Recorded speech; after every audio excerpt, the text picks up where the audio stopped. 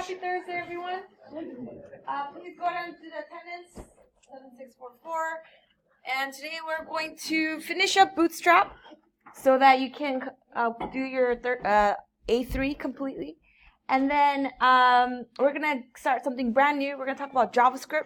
So we're moving away from HTML and CSS. So if you really hated HTML and CSS, great, right? And then next week we'll do more JavaScript, and your assignments will most primarily be about JavaScript. There was something I was going to say and I totally forgot. Okay, okay, all right. If you can, make sure you put your attendance, and then let's get started. If you click on today's lecture notes, the Bootstrap one, this is lecture 6. Go ahead and click on this Dropbox link, and let's download the starter file right away today. And here it goes. I'm going to download it into my usual ITP 303 folder. Where are you? There it is, lecture 6.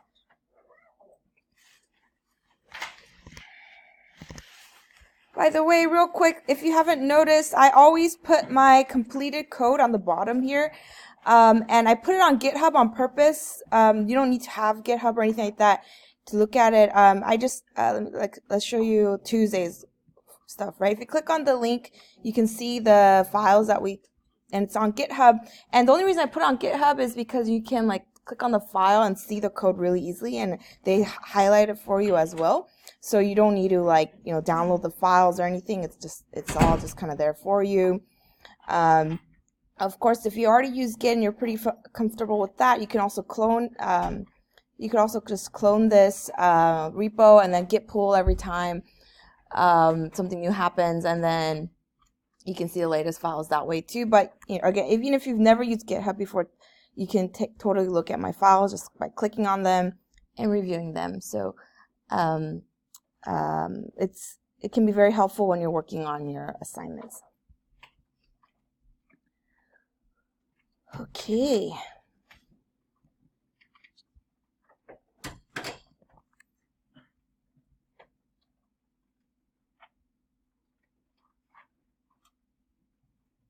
All right, while you're doing that, I'm going to go over what we're doing today. So as you know, assignment 3, I've shown you this before.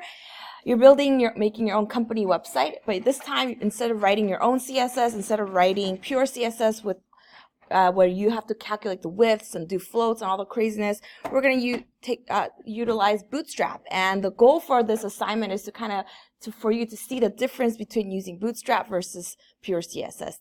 There's obvious benefits. It's going to take you a lot faster to make something like this than if you did it from scratch. But there's also disadvantages where it's going to be a little bit tougher to customize things, and then you might realize, oh, I really need to read the documentation to figure out what I'm doing. And so there are advantages and disadvantages, but overall this assignment is a little on average, assignment 3 has taken students less time than assignment 2. So, but not saying that you should start this on Monday. You should still start this as early as possible, because with programming, right, there's always issues. You forget a semicolon and it takes you an hour to debug it. So with programming, as any kind of coding assignment, start early. Even if you only do it for 30 minutes today, just do it at least for 30 minutes so that if you run into bugs, you can always think about it in your head while you're doing other things. And then when you come back with a fresh set of eyes, most likely you'll be able to figure it out. So start early. All right, so what are we doing today? So we're going to finish up Bootstrap. One really amazing thing about Bootstrap so on Tuesday, we talked about using Bootstrap for buttons and things. But one thing that I think that that really brought Bootstrap on the map is their grid system. So before Flexbox was invented, Bootstrap came up with their own grid system, and it made it really easy for us to create grids or rows and columns like this. You see how this is one row, there's 2 columns, but notice how this left column is a little bit wider than the right column here. The right column just has the picture.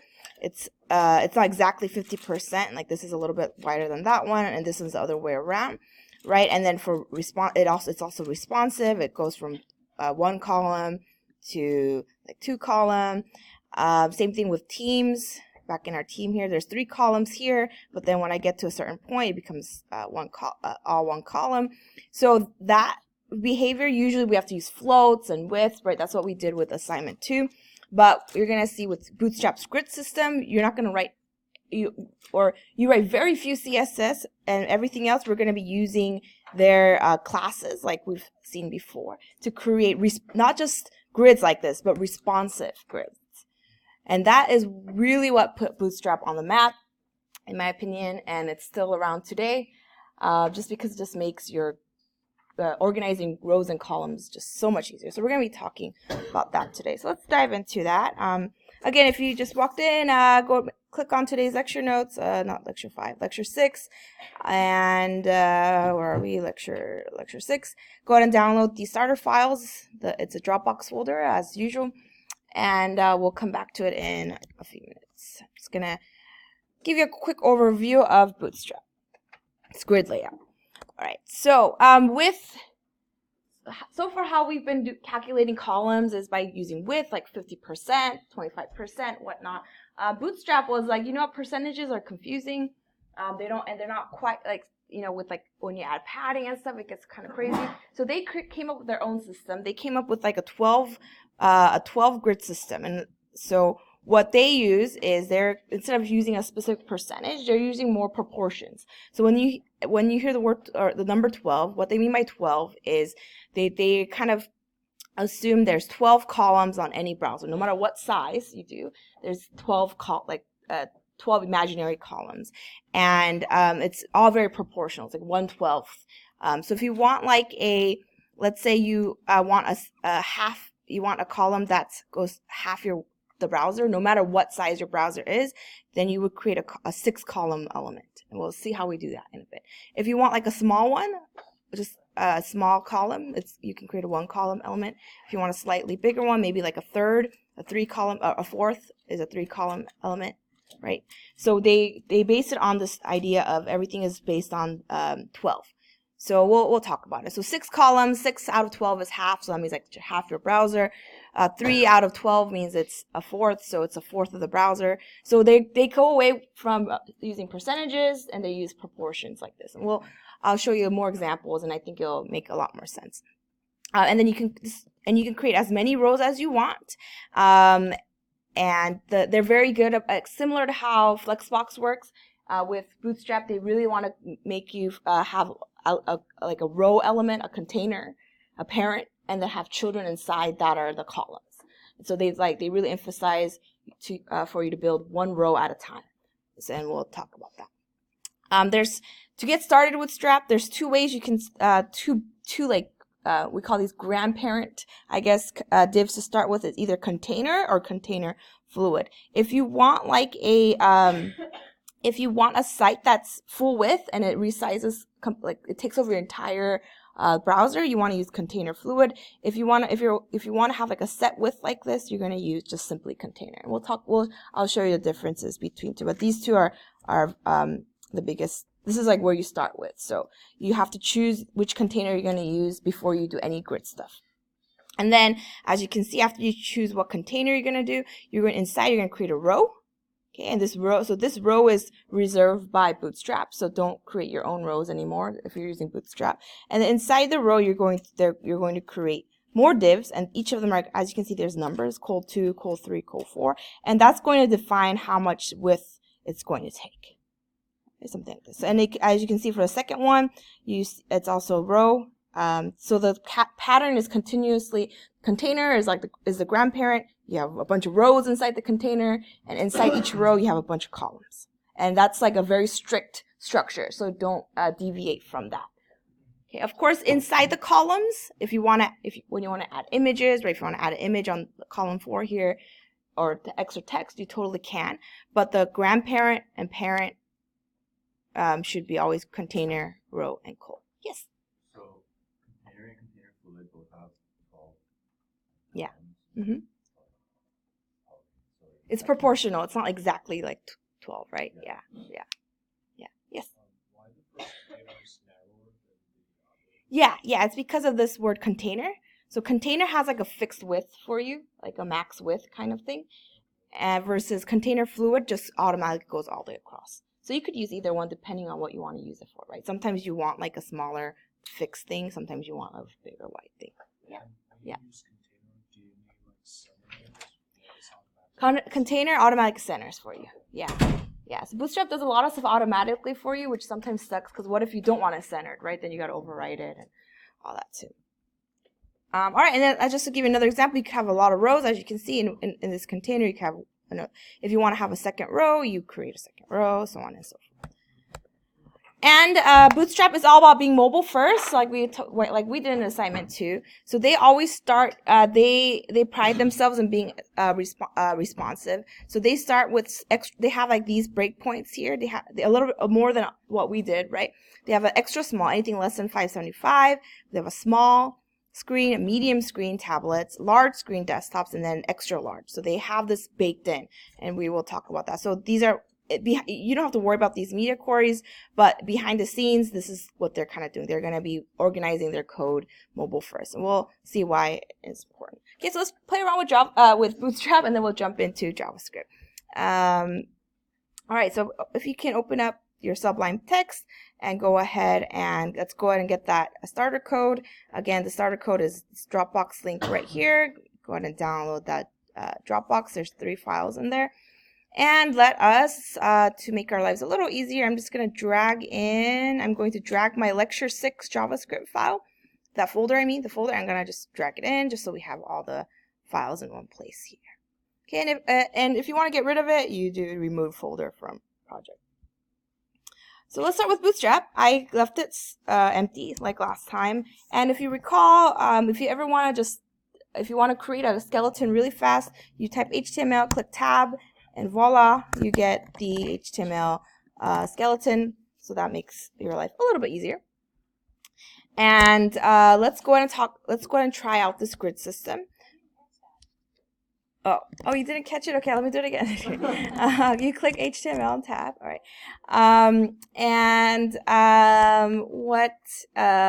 What do we do? Oh, yeah. And then let's go ahead and go back to getbootstrap.com. And when it takes you to the home, let's go ahead and add this one more time. If you click get started, all right, quick start, it gives you the CSS here. So let's go ahead and add the external CSS in the head. Right. Oh, and then they also want you to add the JavaScript here. I'm going to go ahead and copy that. The JavaScript, they want you to put it like right before the body tag ends. So I'm just following their directions. I'm not doing anything special right now. They told me to do this, so I did this. So this is like the most important thing. We're getting Bootstrap style sheet here. Actually, if you're while you guys are doing this, if you're curious, this is like a URL, right? So if I actually open this URL, you will see, although it's like totally, you can't really tell what's going on, but you can see this is the CSS that you already know. There you go. There's HTML, right? There's like oh my height, right? There's like stuff going on in this CSS file that we're bringing in from here. Okay. All right. What else? Oh, they also wanted me to do some other things, right? They wanted me to make sure I have these 2 meta tags, so I'm gonna go ahead and add that as well. These 2. I'm just scrolling down on the documentation, the get started page, and I'm just copying things off. Yeah. Okay, and then I think that's it. So maybe I'll just required meta tags for Bootstrap, and then I got the Bootstrap CSS file. And then the Bootstrap JS files, right?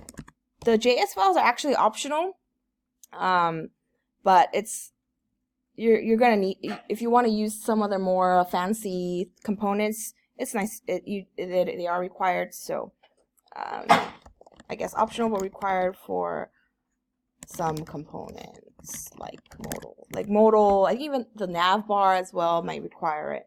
And nav bar, why not? Nav menu. Okay. So this is kind of the basics when you want to have Bootstrap. Okay. And again, and I think I mentioned, or maybe I didn't, I don't know. This is Bootstrap CSS, and if you ever want to override their CSS for whatever reason, you can always override it with your own CSS, whether it's an internal style sheet, or you can create your own external style sheet. You can have multiple external style sheets, so you could like link your external anything, so any of your own external or internal style sheets can go here, and it will override Bootstraps.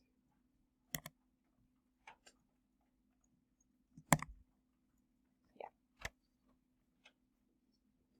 Most likely. Of course, you got to follow the rules of specificity and things, but more often than not, if you add your own external or internal style sheet, it will override Bootstraps.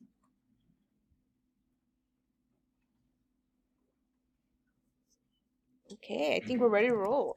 If I open this in the browser right now, I think nothing, yeah, we don't have anything except Bootstrap coming in, so it's empty, but we're ready to go.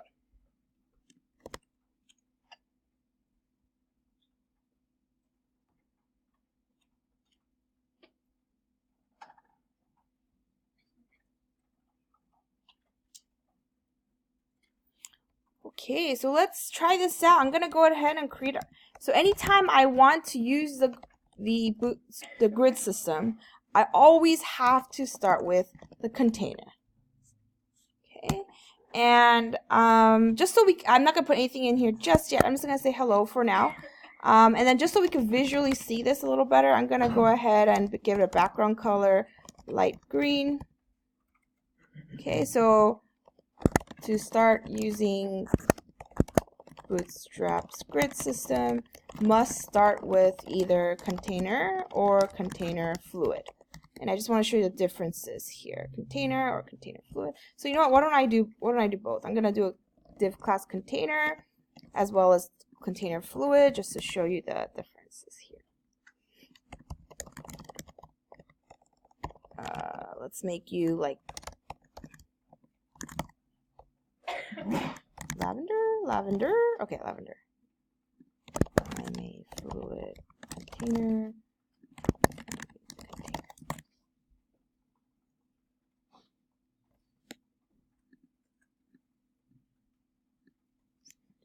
Do that. Okay. All right, let's start there. Okay, as you can see, let's take a look at this. So for mobile, actually container and fluid container looks the same, but as you get bigger and bigger, notice how container has a fixed size and it's centered, but the fluid container is just being fluid and it's reaching the whole thing here. And as I get bigger, as I got bigger again, the green container, the fixed container, got bigger, and eventually it gets even bigger. And I think it gets bigger one more time. Yeah. So there's it comes with a fixed width or some kind of width that Bootstrap has already defined for you. If you want to change this width, you can, but most of the time you don't really have to. Bootstrap does a good job of like it knows when to make the specific breaks and stuff. But there it is. But notice how fluid container just stays the whole width. Okay, so that's a key difference. Okay, I'm gonna go and comment that out, and let's go ahead and build our first like row, a bunch of columns. So like in our example here, maybe I'll go back to my home. In my home here, I have what do I have here, right? I'm kind of going over this. I have a container and I have two rows, right? 2 rows and then 2 columns as well. So let's go ahead and build my first row. In here I have div class row. This is required. Okay, I'm going to build my first row here. Okay, and in my row, I'm going to have 2 columns, right? So I'm going to go ahead and just call it like column 1, and then I'm going to put column 2. Right, I'm going to keep it simple. This is the basics of a Bootstrap grid. I'm going to add more information a little bit later, but this is kind of the first things here. Oh, I deleted my, yeah. We'll come back to the fluid one, but there you go.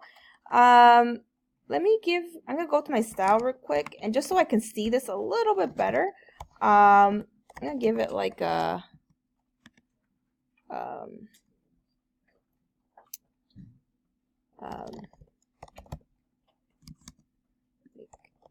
maybe, why am I doing that? Let me just give it the whole thing here. Okay, just so I can see it. Okay, just so I can see it a little bit better. There it is. I have one column here and a second column here. And notice how they're already next to each other. I don't have to do float or anything. And by default, they evenly divided the space in here. So if I added a third column, it will just automatically evenly create a space there. And notice how it's going to, as I get smaller and bigger, it's just going to just keep resizing itself. Okay, by default, it will do that already. With your container fluid, I'm going to dump that in there as well, just to show you what that looks like. For container fluid, it's a little bit different, right? Because it's just it's always going to be like 33%, or it's going to still divide evenly in the container, but notice how it stays within the browser width, whereas for container, not fluid, it's going to add. Okay, so don't do both. Choose one or the other. Usually, this is what I'm trying to say here. Choose either fluid or container, depending on what your needs are. Yep. Yes. This is yes. I will. Yeah, you must have row. Must use col or similar, or must use col, because a col class. Okay. So container is required, the row is required, col is required. At least this is how Bootstrap works. Yeah. If you don't have a row, weird things could happen. Just be aware of it. I mean, things will still show up in things, but weird things might happen. So always you won't do a row. Right, this is great. I don't have to clear things. I don't have to worry about percentages right now. By default, everything is just kind of working out for me already. It does responsive stuff as well. And if I wanted a second row, right, I create another row here. I just paste that. So can add many rows as I want in this container. Okay, so I can have 2 rows. So maybe in my second row, I only want like 2 columns or something. I can do that as well. So it's always per every row you can construct it. So you can imagine, right? So I'm only creating boxes here, but you can imagine for something like our cupcake example or our company example.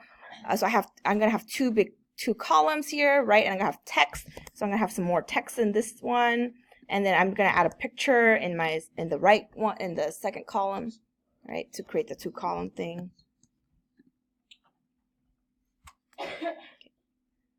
Okay, this is pretty great, right? By default, it already come out of the box. Bootstrap is already doing a lot of stuff for us. So that's really awesome. However, what about responsiveness, right? Like for with our cupcake example again, like for mobile, I want everything to be 1 column, and then I want the columns to change depending on the size of the screen. And we've talked about we've done that with your assignment 2 as well. This is the beauty of Bootstrap. I'm gonna go back to, by the way, if you have questions about it, like I mentioned, the Bootstrap's documentation is really great. So if you click on where is their layout, grid, and if you're stuck somewhere, feel free to read. Everything I'm telling you right now is written in the docs. So as you can see, like they have container and all that stuff. We'll talk about the SM in a second. It talks about container fluid, right? It tells you all that stuff here. All right. Now let's talk about responsiveness. The beauty of using responsiveness with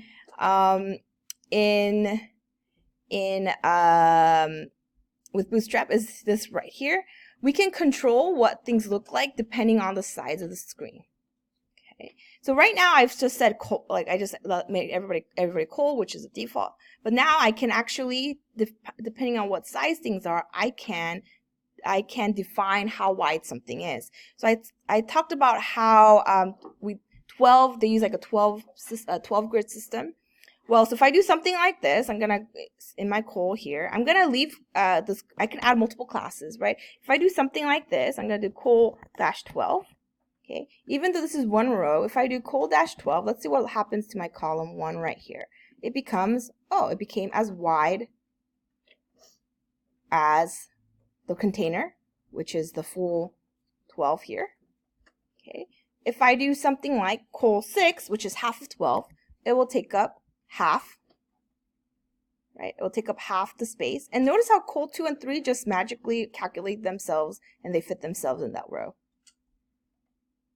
Okay, and I could do this as and on any of these calls, only on the columns though, not on the row. Don't do this. Like don't do, you know, row call. You can't do that. Or you could, but weird things will happen. I mean, in programming you could do anything you want, but weird things will happen. Yeah. So call is only for columns. Okay, so if I do like call, let's say I want like a third, right? 4 out of 12. 4 divided by 12 is a third. If I do something like that, it's going to take up now a third. And then the call-3 will just magically calculate himself there. Okay, so that's amazing. People love that about Bootstrap. I can easily manipulate width. Yeah, it's not a perfect width, right? It's not like the exact width you might want, but it does a pretty good darn job. Yeah. Yeah, sure. So columns in Bootstrap, they use a 12 system. And if I do something like call-12, for example, this is column 1, this green one, the first one right here. Right? If I do something like that, it's going to take up the entire width of that row. Yeah, and it's going to force the other ones it's going to magically do stuff with the other ones. So that with that logic, if I do call-6, that's half of 12, so it'll take up half the width of that first row. And then call-2 and 3 are just going to magically just kind of fit themselves in the row. Yeah. And then, but the more definition I give it, of course, the more it's going to try to conform. So if I do like call-1, right, there you go. And then notice how I actually have some space left here because I didn't add up to 12 yet. So 6 plus 4 plus 1 is 11. Like there's actually one spot left here. Yeah. Right? Knowing that, even cooler, let's do mobile, that's responsive stuff now. So by the way, this is like fixed across all devices right now, right? Knowing that, I can go even crazier. Depending on the size the device with, I can control that as well. Let's say for tablets, what does it say? Yeah, here it is. Like for tablets, we use like call-sm, or I'm sorry, call.md for tablets. Okay, let's try that out. So if I do something like this, call-md, okay, and then I say for tablets and above, I want you to be a third, or call medium 4. I don't know, I'm just kind of picking stuff here. So let's see. So by default, for mobile, it's we're leaving it as call-6, call-4, call-1 like this. And then when I become a tablet, now it divided itself into thirds. I could continue. If I want for larger screens, maybe I want it to be half. 6, 6, 6, 6, or 6, 6. And there you go. Now call-1 and 2 are half. Call-3 just got pushed down. So again, it was 6. It became 4. And now it became whatever. Whatever.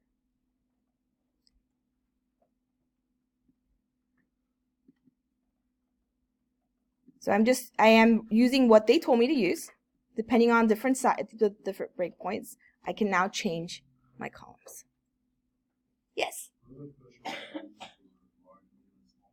Yeah, they're right here. They're about so medium is like 768 and above. So the it's for tablets. This is for larger screens, and this is 1200 is for like your desktop basically.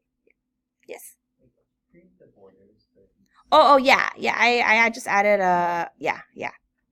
It won't by default they won't come with borders. Yeah, I just added it just so we could see it better. Yeah. Cool, right? Yeah. It has to be, these have to be in the class, so it has to be in the HTML. Yeah. So in here, I'm not writing any, that's like the beauty of Bootstrap too. I'm like not writing anything in my style sheet right now, right? I'm only using their classes. So yeah.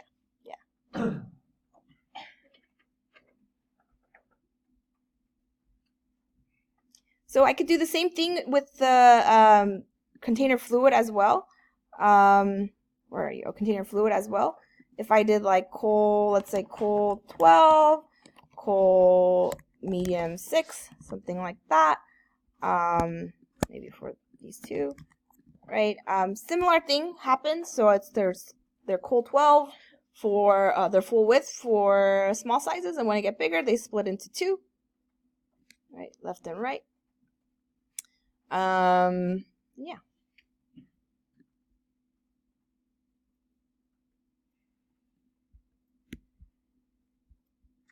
Okay. Any questions about that?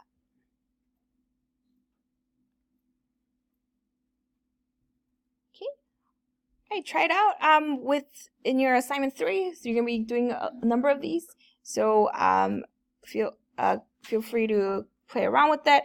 And of course you can if there's some other things you might want to add, right? Maybe for your columns, maybe for like this column 1 right here, maybe let's say I want to add some padding or something like that. You totally can, right? So my column here, let's say I want to add some padding on, like right now the text is a little too close to let's say it's a little too close to the edge than you'd like. You can do that, but be real, we talked about on Thursday, be wary of, I know I did this, but be wary of, don't try to directly override Bootstrap's classes unless you really have to, because you don't want to accidentally mess with their stuff. So let's say I want to add some padding to my column, right? Like I want to add like padding top or something. I'm saying don't do this, right? Even though it works, right? Don't do this because all your columns get affected. So let me write a note here. If you'd like to customize col or any Bootstrap classes in general, not a good idea to try to overwrite it like this. Okay.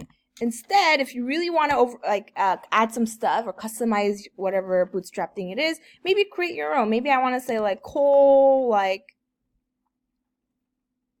I don't know, tall. I don't know. I'm just picking up a name. And then I would do padding top here instead.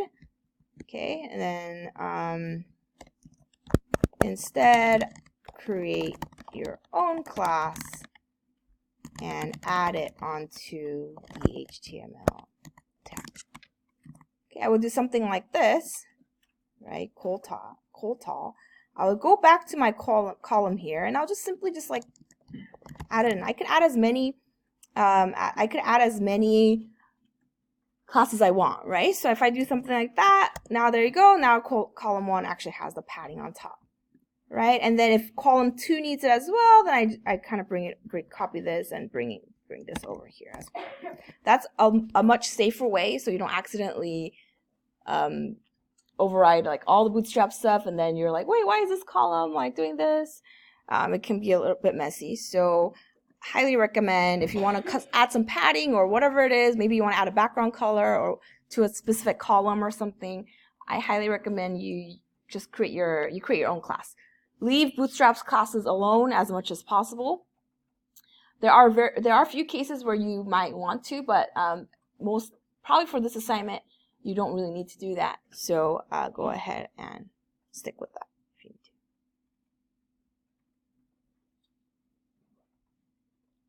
Hopefully that gives you a good insight on how to work on your assignment 3, right? This is like, what is this, col 12, and then it becomes col a little bit, not exactly 6.6, but maybe like 8.5 or something like that, or 8.4, something like that. Okay, any questions?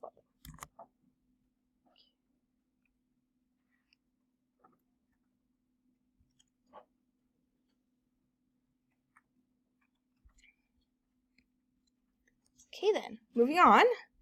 JavaScript. All right, let's completely switch gears to JavaScript. JavaScript is one of my favorites part of the entire ITP 303 curriculum. It's really cool to see that JavaScript has come a long way. JavaScript used to be like a really like janky language, and people really hated it and they thought it was gonna die.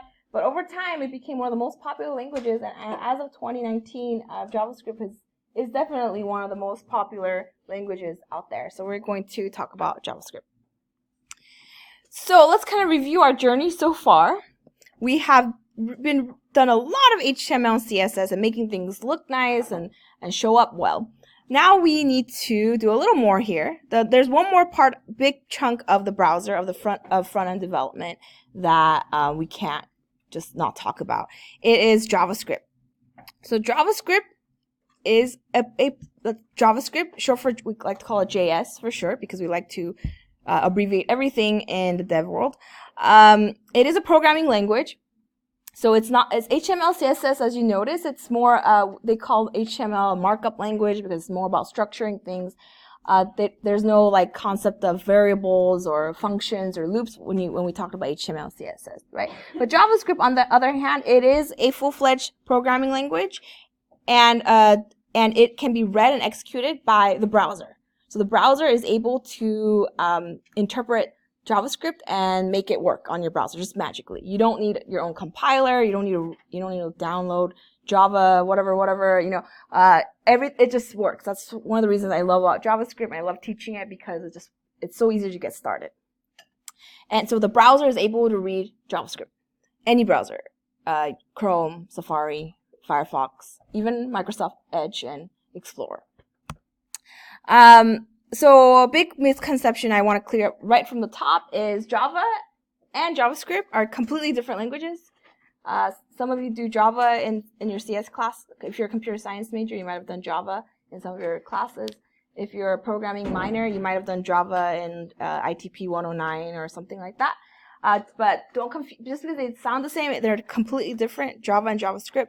The only reason JavaScript is called JavaScript is because it was kind of a marketing gimmick.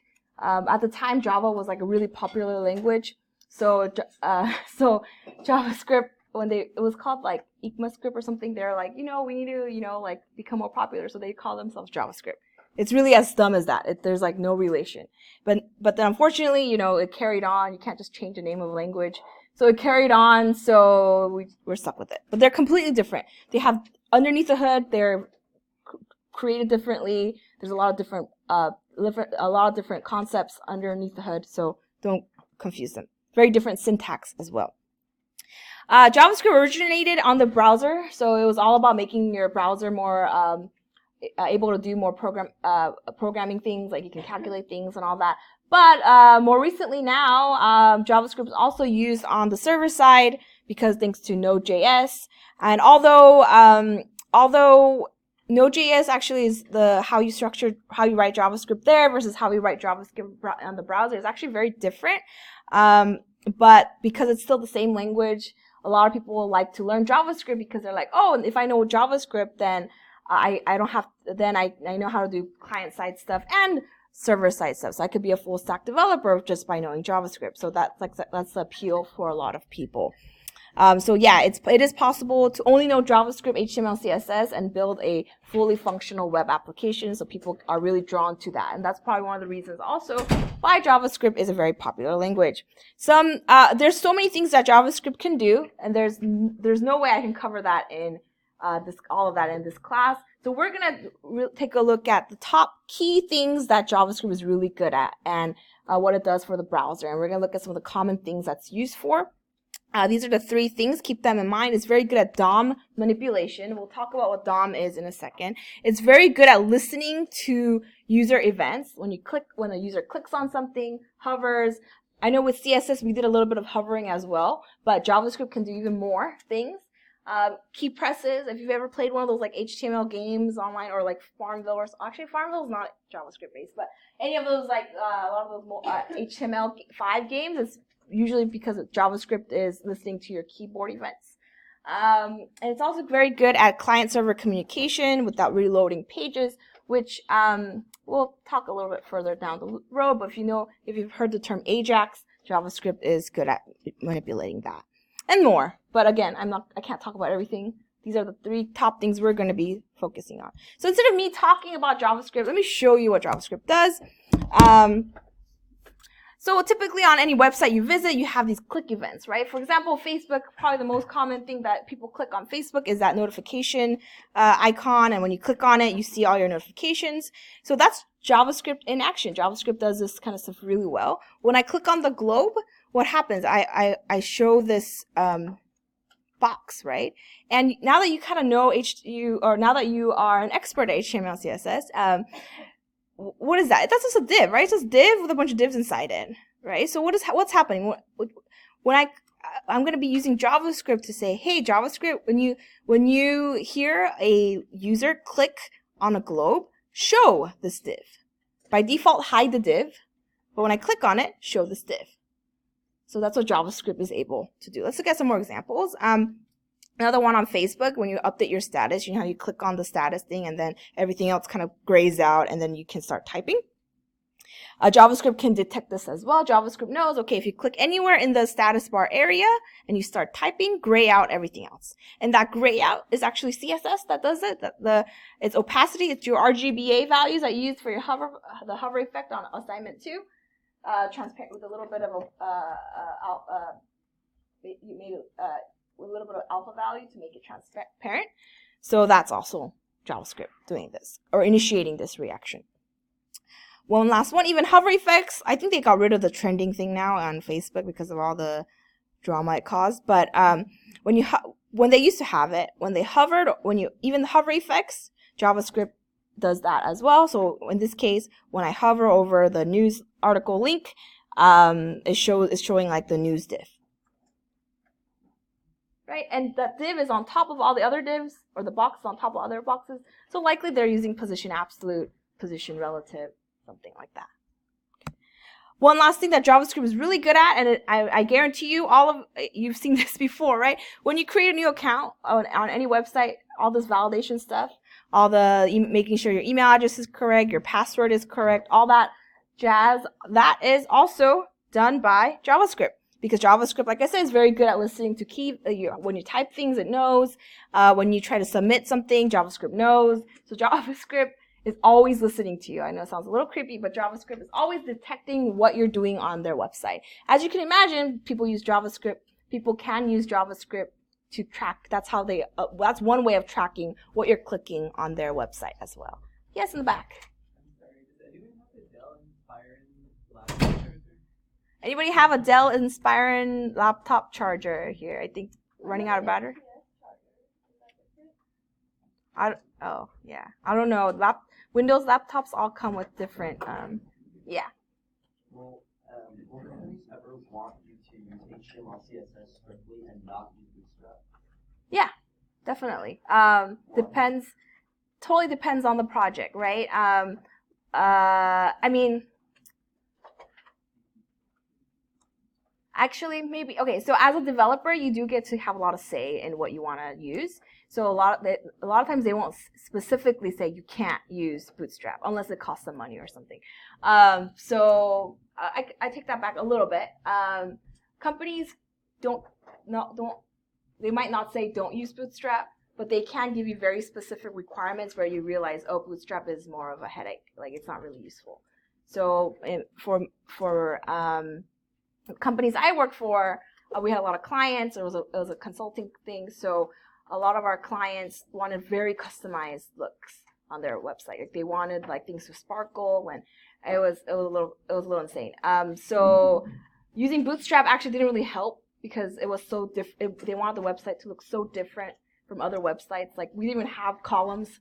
Really, everything was kind of everywhere. So in that case, I was like, there's no real point of using Bootstrap, so I just said I won't use it. So companies won't necessarily require you, but it depends, right? If your CTO says don't use Bootstrap for, I don't know, whatever reason, because I don't know why. Maybe he has like, maybe you're creating a competitor of Bootstrap. I don't know. So then, yeah, you can't use it. But yeah, does that kind of help? Yeah, it really varies. Yeah. Did your charger work out? Oh, okay. I'm sorry if I. Oh, okay.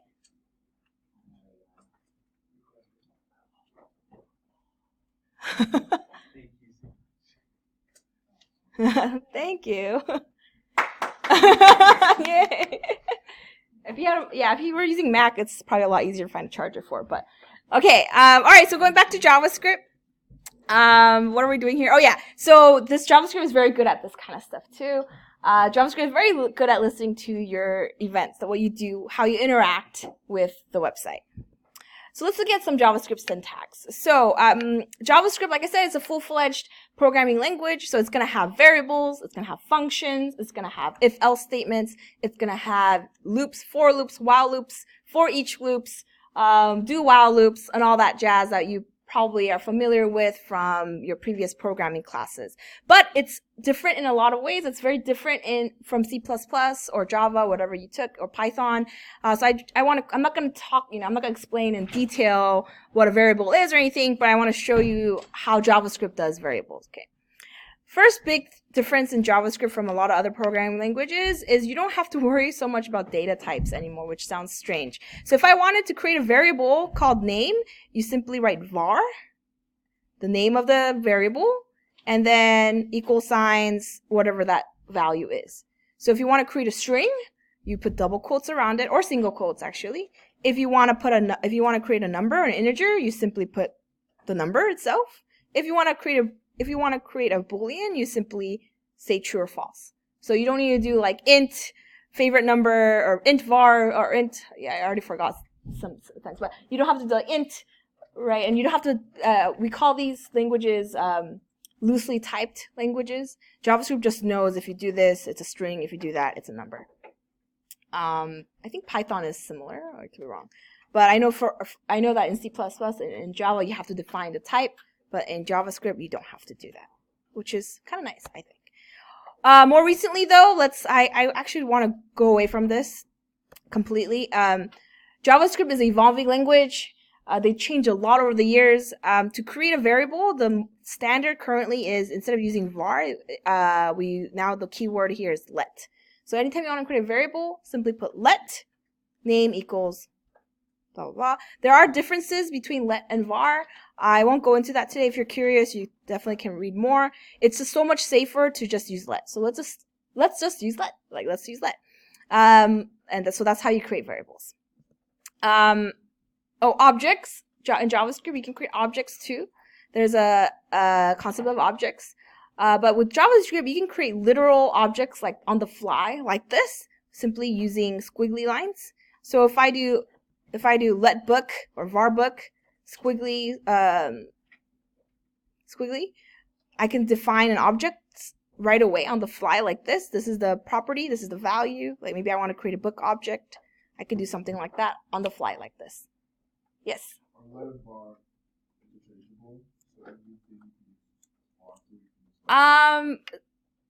Technically, like you are creating variables, but they do different things slightly. They have different scoping rules. They have different weird issues. So they're slightly different, I guess. Yeah. I suggest I know in my slides I have var, but stick with let. Yeah. It'll cause a lot of weird problems to not show up. Yes. In a sentence, let is scoped to the nearest block, whereas there is scoped to the nearest function. Yes. Yes. So let the variable up for it. Yes. Yes. Yeah, and var does weird things, like if you could declare a var twice and then anyway, so it stick with let. just keep this simple. Yes. Yeah, put let. Yeah. If you want to read more, there's a lot of interesting resources on it. It gets with a lot of details. For like conditional statements, very similar syntax actually for conditional statements, like if else, if, right, parentheses, and you can compare things, else, blah, blah, blah. You can do else if as well. You can also do switch statements in JavaScript as well. But the syntax is very similar to, for conditional statements at least, Java or C++. Loops, similar as well. The only key difference is this is the keyword here, length. We use length to find the length of anything, the size of anything. So I believe in C++ you use like size of or something like that. It's been a while. In JavaScript we use length, but everything else kind of looks similar. Okay, guys, so this should be let as well. I should really go change that. Yeah, but we start at 0. If you want to iterate over 4 loops, let I equal 0, and then I++. Every time you go over one loop, you increment here. Yes. Sorry. Is everything kind of like public? Yes. Yeah, by default. Yeah. Well, so I'll just say yes. But in JavaScript, objects work very differently from your traditional C++ and Java. But yes, let's say public in the sense that anybody can access the object. Yeah. Easily. Yeah. Right. Access to variables. Yep. Yeah. Yeah. Public in the sense that any part of your program can easily access the properties in your object. Yes. Good question. Arrays or data structures in general in JavaScript. Oh, yes. Oh, yes. Go ahead. Yeah. It could be for integers, for strings, for arrays. Yeah, anything. Yeah. Good question. Did you have a question? Oh, no. Okay. Thanks. Data structures. With JavaScript, we love to use arrays, and yeah, we like to use arrays like this. To create an array, simple as creating a square bracket like this, and you fill it up with commas. You can have do I have it here? No, I don't. You can have array of integers, array of strings. You can have array of objects. We love to use array of objects, but most of the time it's a simple array. We don't, and it's a little too easy to add things to the array. You can do push to add things to an array. You can, and you can also, there's pop, there's push pop, similar to C++. Yeah, arrays are a little too straightforward, in my opinion. Yeah? How would a for loop be affected in JavaScript if I use ++I instead of I++? Ooh. That's a good question. I think it will do the same. It will increment first and then move on. Yeah. So instead of right, I++ is. I think like if ++ is before it, it's like add the value to the original variable. Yeah, and then make a copy of it. Yeah. Yep. I have to double check. I would have to double check if JavaScript does the same. I think it would. I don't see why it wouldn't do the same as what you were used to. Yeah. But I've always just used I++ and I had no problems. But yeah. Arrays. Yeah. So going back to arrays, we use arrays a lot in JavaScript to store things temporarily, or store a list of things temporarily. That's arrays. Functions. To create a function in JavaScript is also very straightforward. You don't have to say like int function. You don't even have to define what it's returning. You simply do function, say hello. Some people, like I said, this is one of the reasons they hate JavaScript is because they're like, oh, this is so, like, it's too easy. Like, it's too simple. What does it return? I don't know what it's returning. Like, it needs, so people get really mad about that. Some people are very happy about that. They're like, yeah, let's keep it simple. Why do I have to keep it complicated? So, the developers love to argue over things that probably don't matter, but that's just the culture. So when you hear like people get really riled up about something, don't always take their word for it. A lot of people like to get riled up in the dev world. So there's a lot of opinions around JavaScript. Every language people think like, oh no, JavaScript is better. No, Python is better. No, everything should be done in C. No, everything should be done in assembly. So it's just a matter of opinion, really. There's also a different way you can also define functions like this. Again, that should say let probably. You could actually define a variable and store a function with a variable like this as well. It's kind of useful. We'll take a look at that. So that's kind of the basic syntax of all of our JavaScript here. So if you've programmed before, which you have, there's a prereq in this class, right? So all of you have programmed at least one language before, and in that class you probably went over functions and data types and stuff like that. JavaScript, just similar concept, just a very similar concept, just different way to write it. So at first your challenge might be like you're getting mixed up between C++ and JavaScript and how to write it. So just keep an eye out on that. All right, let's talk about features one more time. So two main features that we're going to be talking about today in class is searching and changing elements in the DOM, and second is listening to user events. So you might be wondering, what the heck do you mean by searching elements? What does that mean? JavaScript allows us to easily find any specific element in our HTML file. So like I said, JavaScript is listening to your entire HTML, right? So it can easily find any of your HTML elements. So right over here, this is like a very simple HTML file. And every time I'm write a tag, what I'm actually doing is I am creating objects. I'm creating, and when I type H1, right, like that, I am creating an H1 object or an HTML object. We also like to call them HTML elements. Behind the scenes, that's what's happening. And every time I create an object, what happens is behind the scenes, we are contributing, we are adding to our document object model. Let's take a look at the document object model. The DOM is just another data structure. It's a tree. And it stores like all the elements, all the HTML elements we were creating. So when I typed all the HTML, so when we were typing HTML in our previous assignments, we didn't really care what's going on, right? We just wrote it. But what's actually happening underneath the hood in the browser is the browser is building a DOM like this. It's a tree. And it starts at the document. And notice how it's nested. Like we have the document is like the greatest grandparent. HTML is like a parent here. And there's my HTML tag. The head tag, I'm creating a head tag. Title, so on and so forth. So notice how it's all nested.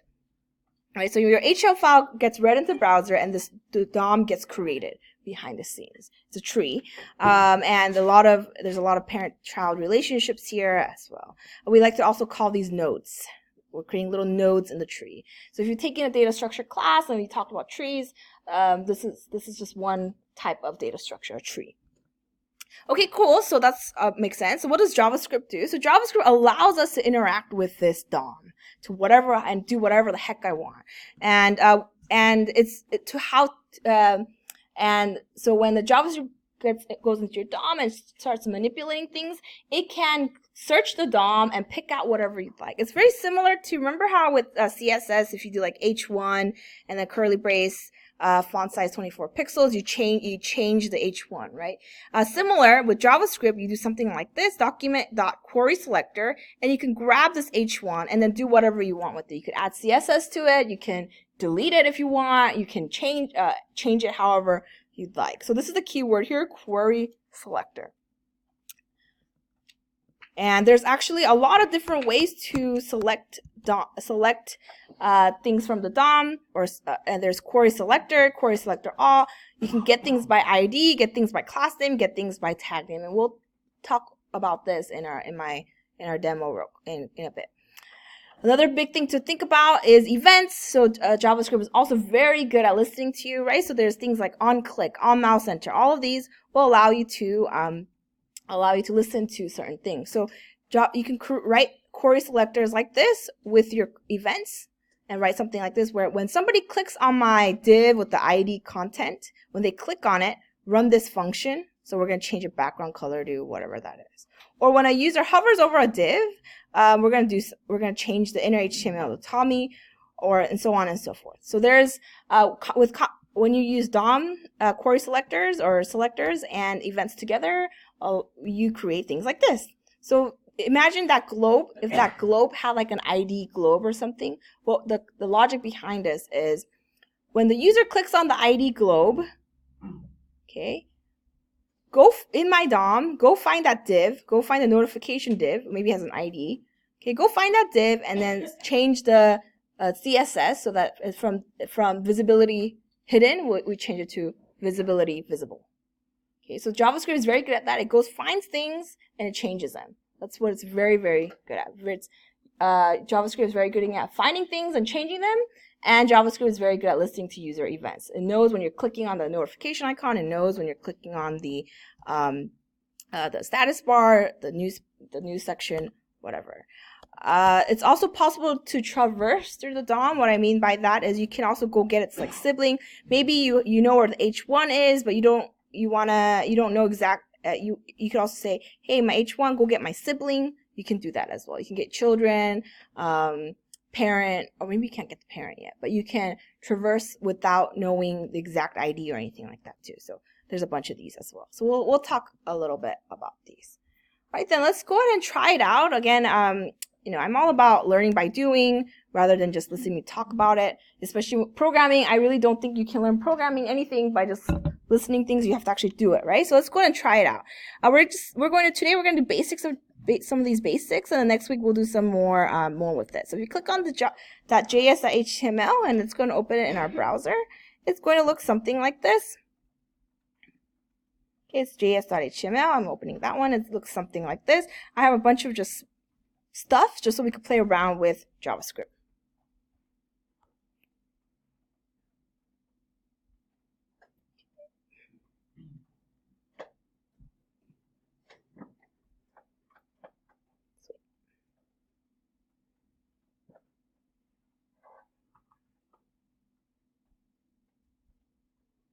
Alright, so this is our typical HTML file. I have a bunch of HTML stuff going on right now. A lot of stuff, actually. In the same HTML... Oh, why is there like this? Okay, I'm gonna go with that. In the same HTML file, we can add JavaScript here, anywhere I'd like. Kind of similar. So with CSS, we added a style tag up in the head, and we were able to add JavaScript, right? With that similar idea, we can add JavaScript anywhere in the HTML file. We're going to do that, and we'd like to typically, though, do it at the end here. Let's go ahead and I'm going to maybe create some space down here, or maybe I should be doing this. Right before the body ends. Okay, this is where I'm going to create a script tag to write JavaScript. Okay, so we're going to write something like this, script. And inside here is going to be your JavaScript. With JavaScript, commenting is double slash, so write JS in here. The reason why we like to put it at the bottom is because HTML gets read from top to bottom. We want to make sure that all the code up here gets read, all of it up here gets read, and then our script starts running. And so we just want to make sure all the HTML elements are loaded into the DOM, they're created, and then we run the script.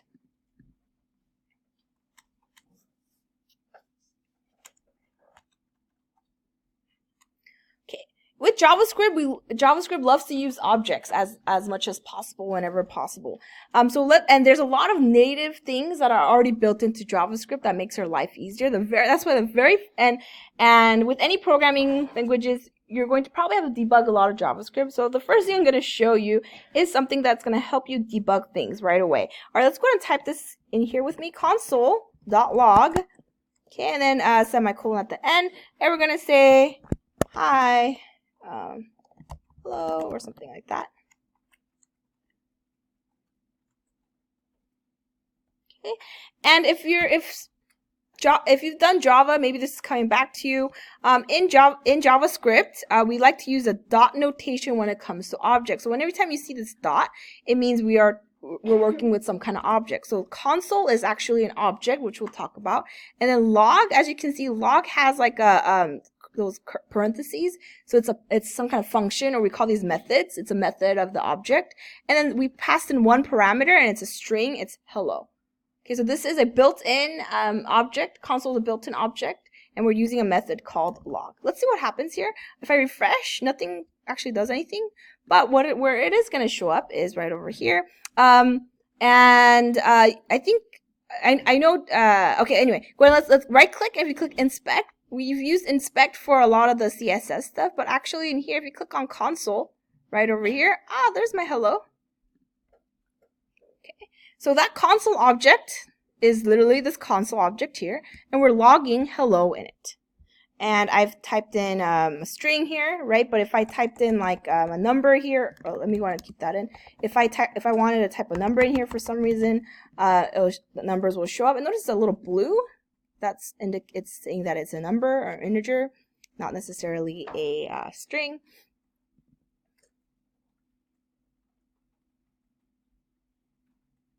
Okay, and this console is going to be your best friend when you're working with JavaScript, because whenever you're stuck on something, you can always console log stuff out, so you can see maybe where your code is breaking, and you can console out whatever you'd like. You can console out variables. Let's go ahead and create a variable. Let's say my name is like Nyan, right? And then I can do console.log name like this, right? And then I can see that's my variable, right? And I can do stuff like, I can add things together. I can say maybe like let first name is Naya, my last name is Kim, right? I can do stuff like this where I do name, first name plus last name. And then I'll say Nyan Kim, K-M, K-I-M. Okay, so we can use plus signs to add strings together, add numbers together, anything that you wish here.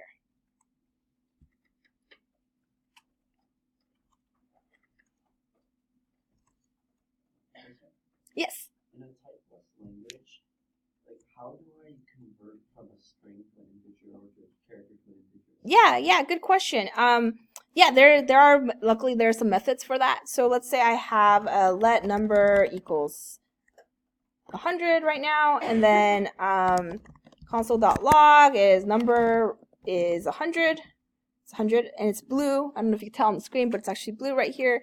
If I wanted to convert this into a string for whatever reason, there is actually a method called parseInt, and then we would do something like number equals parseInt, or maybe we'll create one, let converted number, do that, and then do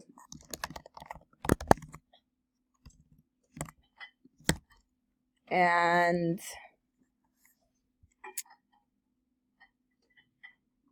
oh, it's still a number though.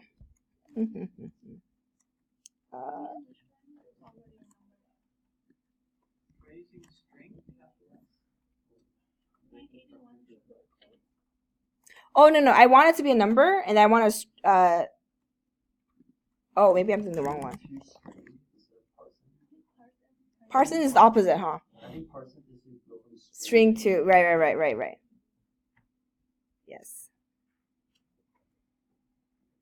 Yeah. So this is where, Googling comes in handy. Number to string. I think it's yes, you're right, to string. Yes. Oh, I thought it was a different one. Okay, so if you do to string, for example, now I have converted into, oh, nope, it doesn't like it. I don't think it's to string. Oh, no, it's, I think it's like this. I think there's something, anyway, I'll get back to you on that, but, no, it's not, there's another one. It's not parseInt, it's like parse. Okay, but if I want the opposite way, if I had a string, and then I wanted to change that into, okay, if I had a string, and I wanted to change that into a number,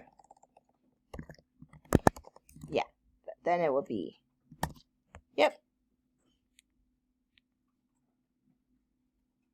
But we'll do this, we'll do more of this in the next lecture. But yes, there are methods, so the simple answer is there's methods that will help you convert it, yeah. So this is, it comes from JavaScript, so you don't have to, you have to look it up and then use it, yep. Where are we going here? Okay, another, so that's console log for you. I'm going to leave it open because it is going to be useful for us. And here's, just to show you another one, we're going to do window.alert and say, hey.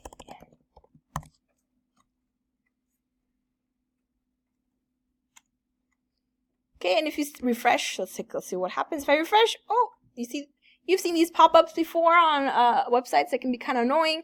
That's that right there. The window object is your browser window, as you can imagine. An alert is it's a method that's a part of the window object, and what it does is it pops up this pop-up button or the pop-up window, and then whatever you put the string, the parameter you pass in here gets shown up here.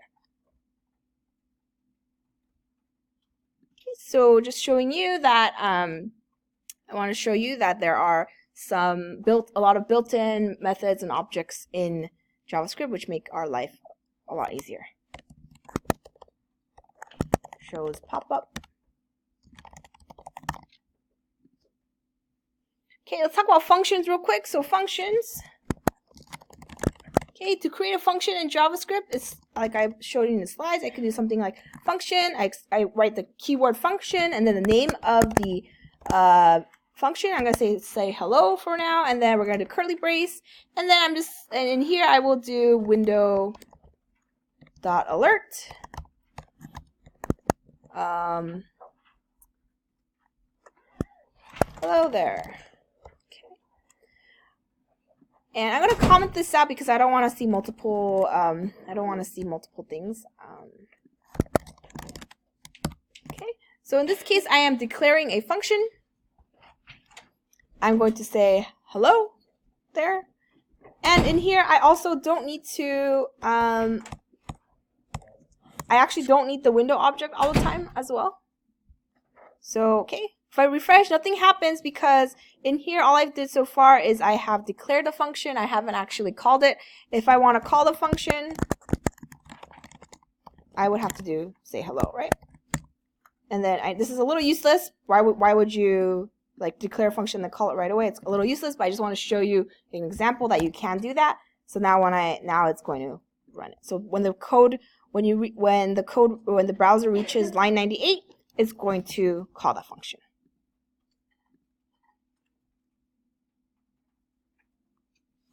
Okay, and you can also, yes, sir. So in the lecture slide, we said that we add a function to a variable. So what's the benefit of that? Yeah, let me show you that right now. That's exactly what I was going to do. So there's another way to declare functions. You can say it like this. Let's say hello equals function. And then let's make this one say something else. Maybe like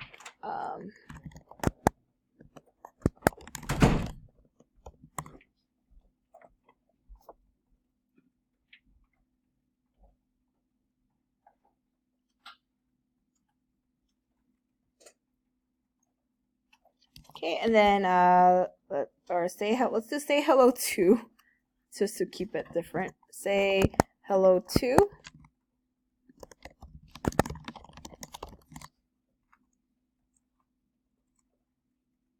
Okay, so we're gonna see it pop up twice. I'm just make sure this works. Okay, if I refresh, hello there, and then if I click OK, oh, there's hi again. Okay, so this gets first, and then that gets second. So there's two ways to declare function. The difference between these two, essentially, they both do the same thing. They're declaring a function, and you can call this function. Essentially, like that's the basic. But there's a slight advantage. This is a newer way of writing function. The slight advantage of this is now you do have you do have a variable set to this function. So it's later down the line you can easily you can actually use this as if you're using a variable, as well as I think the biggest advantage is that I believe when we do function like this, and then let's say you accidentally call another function the exact same name, what's going to happen is this function is going to overwrite this one, and then you would have like no idea that actually happened. Whereas doing something like this, if you have the same function name twice like this, an error will actually be thrown. So because the variable is already reserved, so then an error will be thrown, and then so you know that, oh, you accidentally wrote two of this, that you use the same name for two functions. So the differences aren't huge, is what I'm trying to say, I guess. So people like to use currently people like to use this a little bit better, just because people think it's a little bit more clear too, like, oh, I'm creating a function, I'm creating a variable, and I'm storing a function in it. So people like this syntax a little better. I actually still tend to use this one only because of habit, because I've been using this for so long. This one is a little bit newer, so I just end up doing this, and I haven't encountered too much problems. But I do know that people these days do encourage you to write it this way. Yes?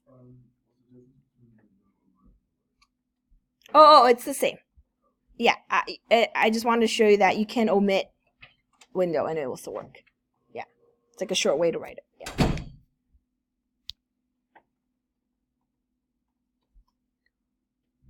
Okay, so that's kind of 101 stuff. Let's do something fun now. Let's actually play around with some of the stuff that we have on our browser. Let's look at this here. It says DOM selectors. I'm the first paragraph. I'm the second paragraph, blah, blah. So in my elements here, you can see that where are you? In this section, you just, these are two simple paragraphs. They both have IDs and a class called paragraph.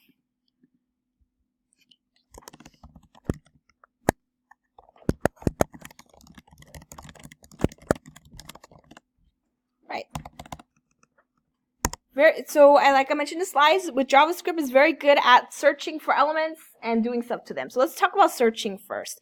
We can search for any element by using ID, class name, tag name, whatever we'd like. So let's start with the most simple one. I'm gonna go and say, hey, document. Document represents the DOM, or document of the browser. And we are going to, I want to go get my element. I want to go get an element by, this is the first we're going to do, ID. Note the camel case here. And as long as I know the ID of any element, I can go grab an HTML element. So notice here, this first paragraph, I have an ID equals first on it on purpose. If I do first, okay, I'm going to do semicolon. If I refresh, this is going to get annoying. Okay, let's go and comment this out real quick. Say hello to, say hello here. Okay, there you go. Okay. If I refresh, nothing quite happens because that's all I did. I just went and received it. But let's go ahead and show it. Let's like go show it somewhere. I'm gonna do console log.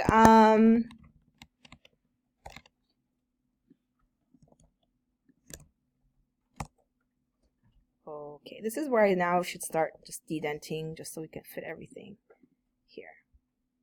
Okay, so if I do console log, I'm gonna go ahead and log this out, this document back first and then we can go switch back to my console. There it is. Notice how it says, oh, there it found my paragraph.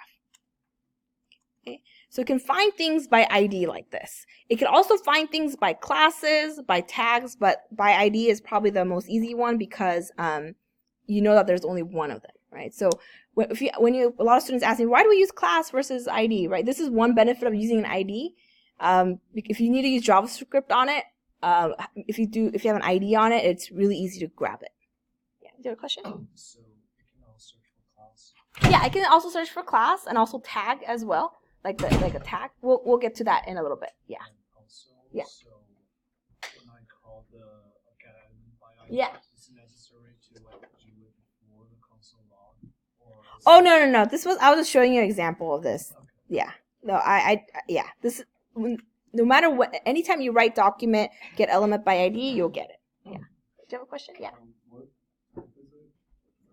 It's gonna return an HTML object. Yeah. A JavaScript object, I guess, or an HTML object. Yeah.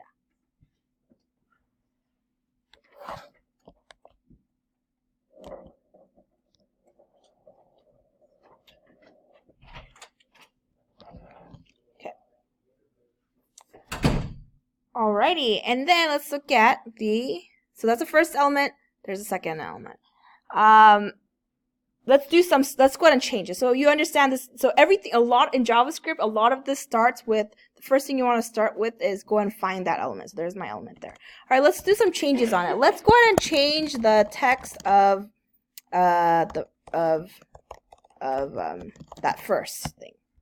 Okay, now go grab this one more time, document dot get element by ID.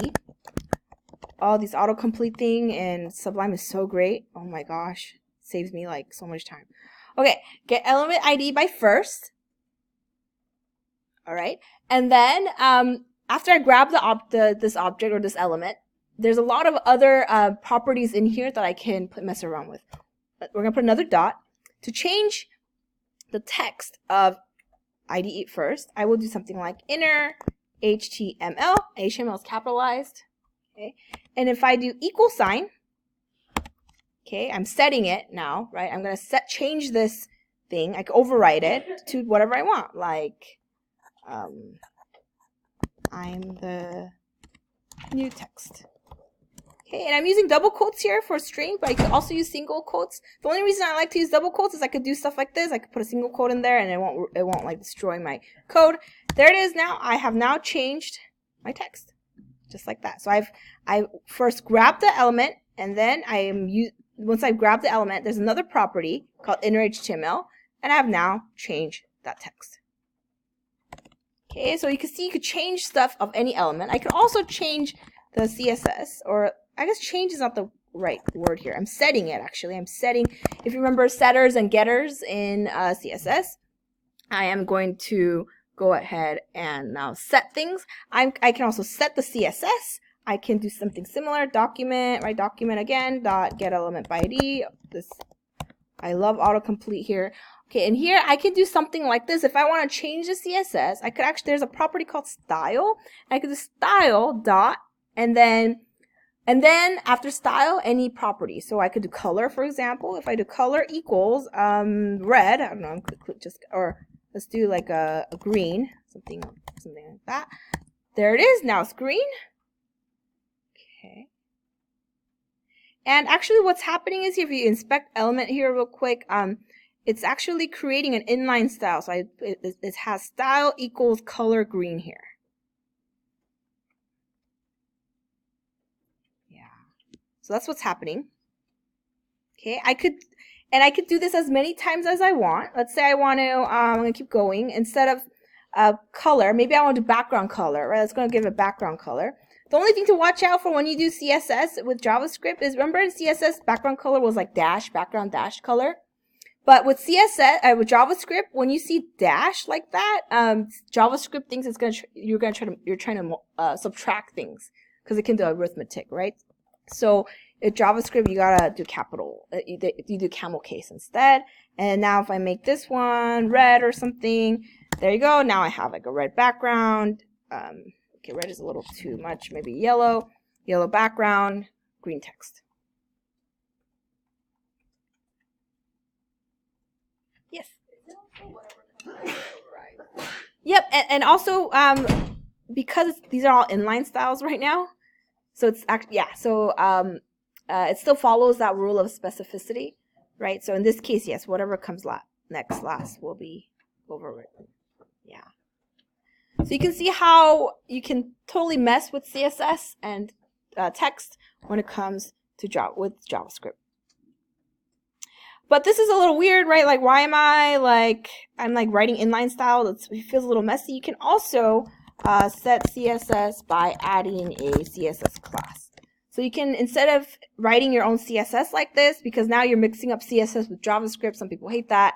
What you can also do is, I do have a javascript.css file here, as you can see, and notice how I have a class called red right here. It's color red. So I could also do something like this. I'm gonna go and document. I'm gonna go ahead and get my second one right over here. Oh no, just keep with first. Okay, and I'm gonna say class list. Okay, that's how I grab the classes. And if I do dot add red,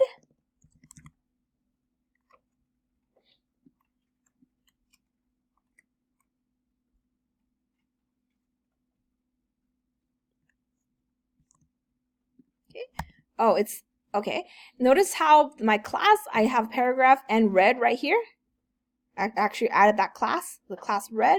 There's my red, right? However, right now in this case, the text is not red because my this line 120 style.color green is actually overriding my red right here. So this green is overriding my red right here. Sad. Okay, but I get the idea. This is how you add classes. Yes. Why would you want to add a class if Right. It's a matter of style. Some people like doing this because it keeps your code clean a little bit. Like, you don't have to write all the CSS over here. You keep your CSS only in the CSS file versus like putting it in here. So that's the only difference. Yeah. Yeah. Yes. You don't have any errors because it already existed. Yeah. Yeah. It already exists. So there's no error technically. It's just overriding the previous one. Oh, speaking of errors, thank you for bringing that up because I totally forgot. Anytime you have any weird errors, let's say I accidentally misspelled ID somehow, the console log will tell you where your error is. This is great, right? This is so great. Like, oh, line 124. Oh, what's wrong? It says get element by I is not a function. Oh, I forgot a D there. So console log is great for showing you errors.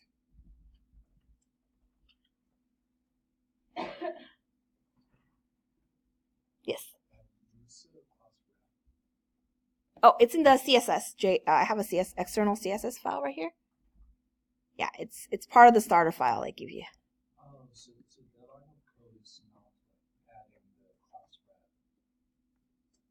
Oh, it is. This is adding, oh yeah, this is only adding the name class red into your element. It's not actually writing CSS in here. It did add it here, but it didn't create this. No, I wrote this. I gave this to you. The actual CSS rule, I gave it to you. I wrote it. Yeah. This simply, all it does is it adds a class equal red right here. Why is this paragraph? It's why is it red? Or why is it not red? No, why is this paragraph? It's like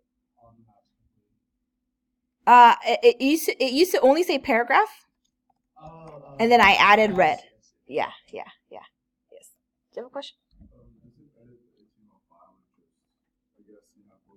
Yeah, it doesn't edit your file. It's just on the browser. Yeah. For security purposes, JavaScript will not edit files. Yeah, that'd be terrible, right? If your JavaScript started rewriting your HTML files, that'd be really bad. Yeah, this is only on the browser. Yeah. Good question. All right. Oh man. Okay. Oh man, we might not get to the click events. All right. Probably value and all right. Some different ways you can select things. Using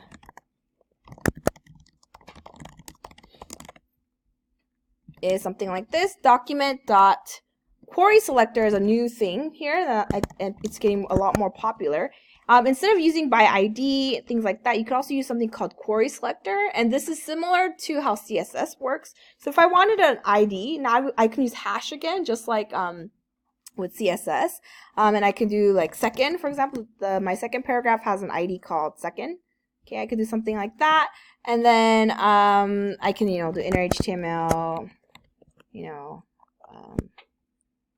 second paragraph, new text.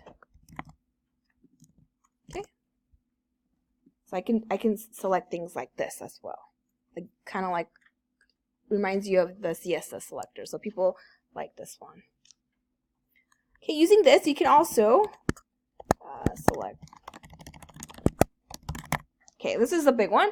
What about by class, right? So IDs are great, but we also use classes. What about classes, right? And then also, let's take a look. So both my paragraphs, on purpose, I gave both my classes, both my paragraphs a class of paragraph here. As you can see. All right, so what happens when I do this? What if I do, I'm gonna go and log this out. What if I do, what if I do document.query selector, paragraph.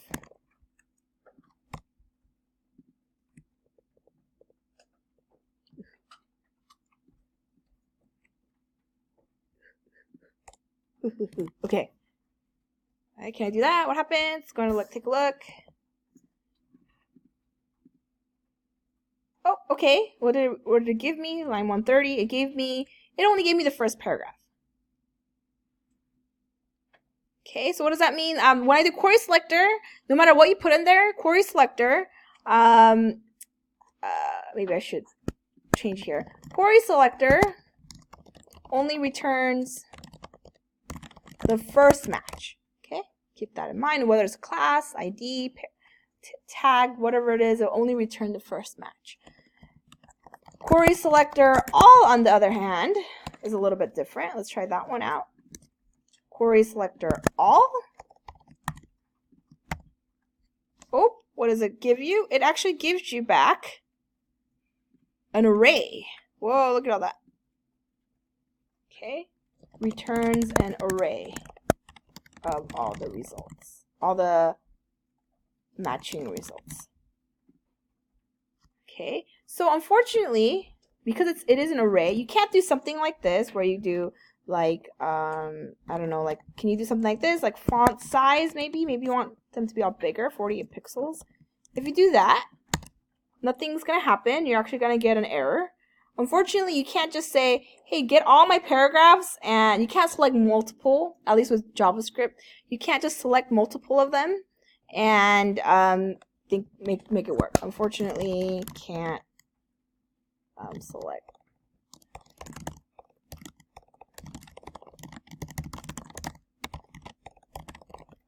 Okay, you'll get some kind of error, and JavaScript will not like it. The reason behind that is because query selector returns an array. So if I want to change things inside an array, maybe this is coming back to you from programming days, we're gonna have to run an array. We're gonna have to run a for loop. We need to iterate through my array and change each element one at a time. So this is a very good normal case for a for loop. Does that make sense? Okay, when you want to select multiple things at once, you want to use query selector all, yes, but you also need to use a loop. So maybe we want to do something like this, where let's go ahead and create a loop. Let's define the stuff. Let paragraph. Let's create a new variable. Let paragraphs equal document dot query selector all paragraph. Right, so I'm going to grab all my paragraphs, because, or it's an array. Okay, so this is an array of all elements with class paragraph. Right, this will, okay. Okay, run for loop.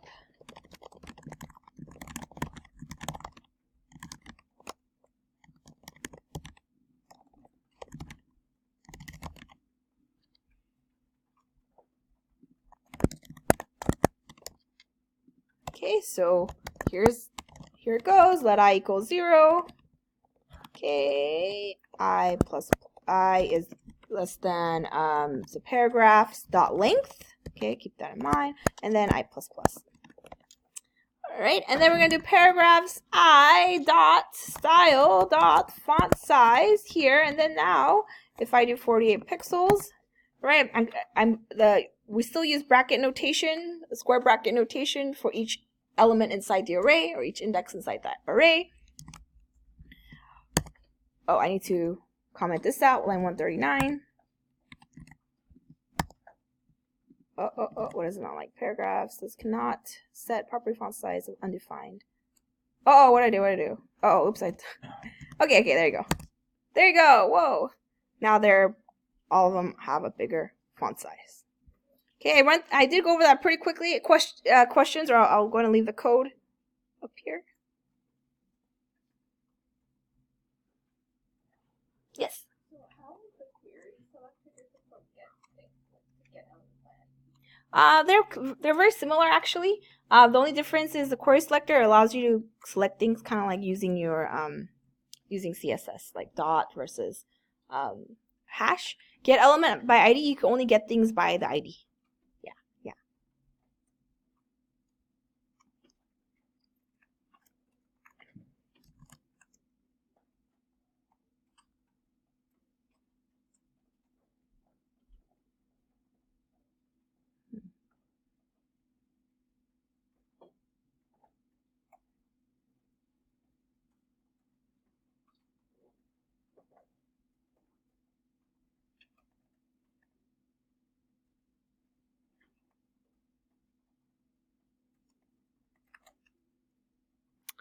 Yeah. Okay. Questions? I think this is all we're gonna do for now. The fun stuff was just about to begin, but I think I want to save some time for if anybody have questions on assignment 2 still. Yes, sir. About this, I was wondering, so instead of the query selector takes the first one, right? Yeah. Is there ways to kind of go into the nest, for instance? Yep. So just get into the particular nest you want and then choose first. Right? Yep. Yep. You can do you still have to start somewhere. So either get element ID or query selector. And then if you want to just get like its sibling or its child or something, yes, there are. They're actually in the slide where it says traversal properties. The keyword is traversal. So you can go get its children, you can get next sibling. So you would do something like next sibling to get your next paragraph, something like that. So you use dot to traverse. Yeah. Yeah. Actually, in my lecture notes, there's a link to all the different traversal properties you can use, all of these. Yeah. Yes. Question. Yeah, then you don't have to like, yeah, you can maybe avoid doing some for loop stuff.